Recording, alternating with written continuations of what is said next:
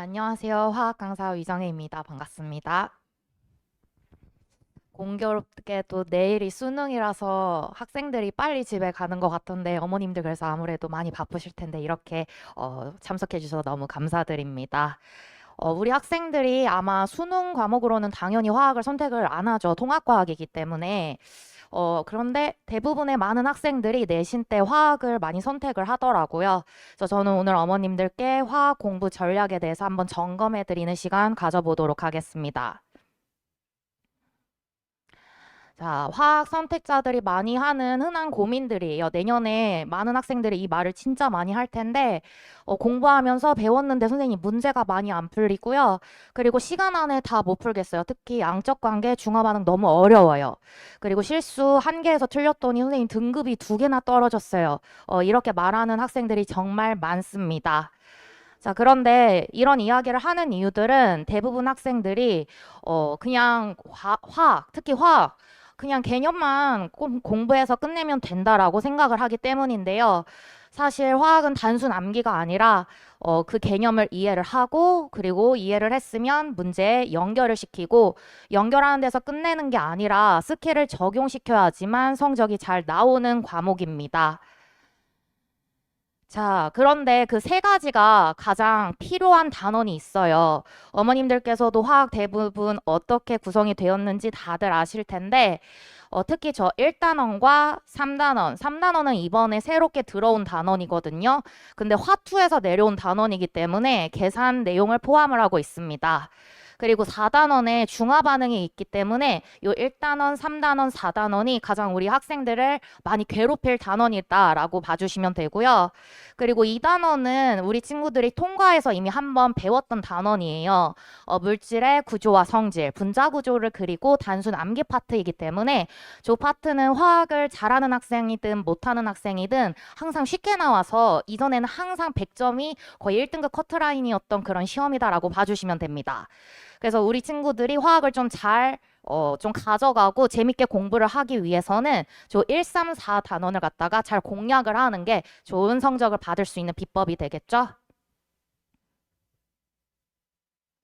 그리고 물질과 에너지는 저거는 이제 2학년 2학기 때 진로 선택 과목이긴 한데 잠깐 이렇게 설명을 드리자면 요거는 그냥 화투에서 그대로 내려온 부분이다라고 봐주시면 되고요. 그렇다 보니까 내용이 좀 방대하고 개념이 어렵지는 않습니다. 하지만 내용이 많다 보니까 거기에 딸린 공식들도 많고 그래서 그 공식들을 갖다 적용시켜서 문제풀이 연습을 해야지 좀 쉽게 공부할 수 있는 단원이다라고 봐주시면 됩니다. 자, 그런데 우리 고1 지금 학생들이 예전이랑 좀 다른 게 있죠. 예전 학생들은 1년 동안 화학을 갖다가 쭉 공부를 했어요. 중간 기말, 중간 기말. 근데 이제 현 고1, 그러니까 예비 고2 학생들은 집중이수로 시험을 보게 됩니다.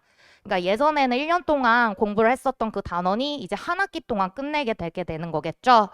근데 아무래도 제가 생각을 했을 때는 이전이랑 똑같은 화학 과목이기 때문에 선생님들께서 난이도를 절대 내리시진 않으실 것 같아요. 난이도는 이전이랑 똑같이 어렵게 진행이 되는데 이 시험을 갖다가 우리 학생들이 한 학기 동안 짧게 진도를 끝내야 되다 보니까 우리 학생들이 느끼는 부담감이 굉장히 클 수밖에 없다라고 생각이 듭니다. 그리고 제가 또 추가로 말씀드리고 싶은 건 대부분의 학교가 2학년 1학기 때는 일반서 때 화학을 갖다 가져가고요. 2학년 2학기 때는 물질과 에너지, 그리고 3학년 1학기 때는 화학 반응의 세계를 갖다가 이제 선택을 하게 되는데 대부분의 학교 제가 다 써놨죠. 근데 이렇게 진행되지 않는 학교들이 몇 학교가 있어요. 네, 개포고랑 중대부고는 2학년 1학기 때 화학을 선택하는 건 맞지만 2학년 2학기와 3학년 1학기 선택 과목 순서가 다르고요. 네, 그리고 네, 중상고는 2학년 1학기 때 화학을 갖다가 아예 보지를 않더라고요. 2학년 2학기 때 화학을 선택을 하고 그리고 3학년 1학기 때 진로 과목 두 개 중에 선택을 하는 과정으로 이제 조금씩 운영 방법이 다 다르다 보니까 학교에 맞춰서 우리 학생들이 선택 과목을 선택을 하고 그리고 계획을 세워서 공부하는 게 저는 중요하지 않을까라고 생각을 합니다. 이게 화학뿐만이 아니라 물화생지가 다 다르기 때문에 우리 학생들이 조금 관심을 갖고 미리 찾아보고 공부를 해주는 게 좋을 것 같습니다. 자, 그러면 어쨌든 어렵게 나온다라고 말씀을 드렸는데 왜 어렵게 나오느냐? 사실 내신 문제다라고 해가지고 교과서 문제가 나오는 게 아니라 실제 수능 문제가 그대로 출제가 돼요. 네, 제가 왼쪽에는 내신 문제를 갖다가 캡처했고요. 그리고 오른쪽에는 실제 수능 기출 문제를 갖다가 이렇게 올려 놓아 보았는데 어머님들께서 화학을 잘 모르시더라도 그냥 대충 보면은 아, 숫자만 바뀌었구나. 문제도 거의 그냥 그대로 출제가 되는구나 보실 수 있고요. 그리고 그래프도 그냥 그대로 가져다가 숫자만 바꾸어서 출제를 하십니다. 그러면 이제 우리 학생들이 아, 기출만 잘 풀면 되지 않을까라고들 생각을 하는데 사실 이렇게 숫자만 바뀌어도 우리 학생들은 시험 시간에 그 문제를 만나게 되면 머리가 새하얗게 백지가 돼가지고 못 푸는 경우들이 대부분이거든요. 그래서 처음 공부를 할 때 개념에서 끝내는 게 아니라 우리 학생들은 그리고 공부할 시간이 적다 보니까 아예 처음부터 수능 문제에 많이 좀 접함으로써 빨리 익숙해지는 연습을 하는 게 중요합니다. 그리고 예전 수능이랑 제가 내신화학이랑 조금 다른 점을 갖다가 이렇게 비교를 해 놓았어요. 요즘 학생들은 화학 수능 절대 선택 안 하는 거 아시죠? 지금 물화생지 중에서 꼴등이거든요. 2만 명밖에 선택을 안 했는데 그 많은 이유 중 하나가 고인물들이 너무 많고 그리고 당연히 표점이 낮기도 하고 수능 선택자가 작으니까 많이들 수능 화학 선택을 많이 안 하십니다. 자, 그런데 저는 그렇게 수능화학 어렵다라고 하더라도 제가 생각했을 때는 수능화학보다는 내신화학이 우리 학생들 시험 준비하기에 더 어려워요. 왜 어렵냐? 사실 수능은 20문제를 갖다가 전 범위에 해당하는 시험 문제로 진행을 하죠. 그렇다 보니까 킬러 문제가 세 문제가 나오는데 어차피 딱 정해져 있어요. 뭘, 그리고 양적 관계, 그리고 나머지 하나는 중화 반응. 이렇게 딱 세 문제가 결정이 돼서 나오기 때문에 내가 중화 반응을 못한다. 그러면 중화 반응 하나만 공부 안 하더라도 한 문제 이상 틀릴 일은 전혀 없거든요. 하지만 내신은 좀 다르죠. 네, 내신은 무조건 그 단원에 해당하는 문제를 30문제를 보는데 선생님들께서 킬러 문제를 절대 한 문제 내시지 않습니다. 아까 전에 그런 수능 20번 문제, 3점짜리 어려운 거 못해도 7문제에서 10문제 정도 출제를 하시기 때문에 우리 친구들이 아, 어렵다, 하기 싫다라고 생각을 하더라도 내신을 챙기는 학생들이라면 무조건 극복시켜가지고 공부를 시켜야지만 내신 점수를 딸 수가 있습니다.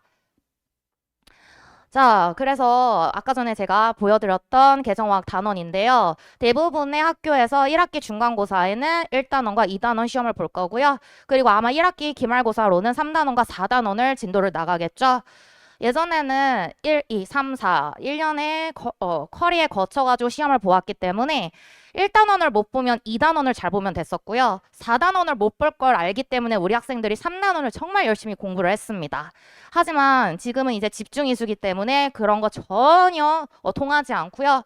무조건 1단원 싫어도 1단원을 갖다가 마스터해야지 중간고사 점수가 잘 나올 거고 그리고 중화 반응 어렵다라고 해가지고 버리고 싶어도 중화 반응을 무조건 잘 가져가야지 기말고사 등급을 잘 가져갈 수 있다. 이제는 피할 수가 없는 시험이 되었다라는 거 알고 시작을 하는 게 좋을 것 같습니다.